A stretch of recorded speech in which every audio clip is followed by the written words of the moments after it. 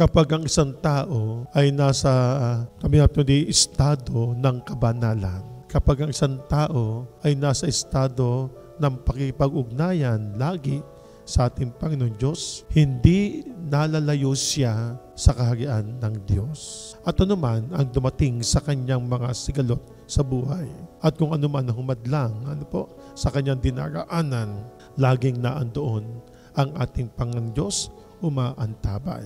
At sa ating paglalakbay, naandyan lagi po ang ating Panginoon Diyos. Hindi po niya tayo pababayaan. Tulad ng ginawa niya po sa ating Ebanghelyo, na kung saan hindi niya iniwanang wala ang kanyang mga alagad. Kung tayo ay laging nasa ating Panginoong Diyos, tayo po ay merong kabanalang pagtuturo. Naandun po tayo'y magpagaling din po ng ating kapwa. Ang tayo'y ngumiti dahil ang ating pagngiti ay isang pagpapagaling na binibigay po natin sa ating kapwa.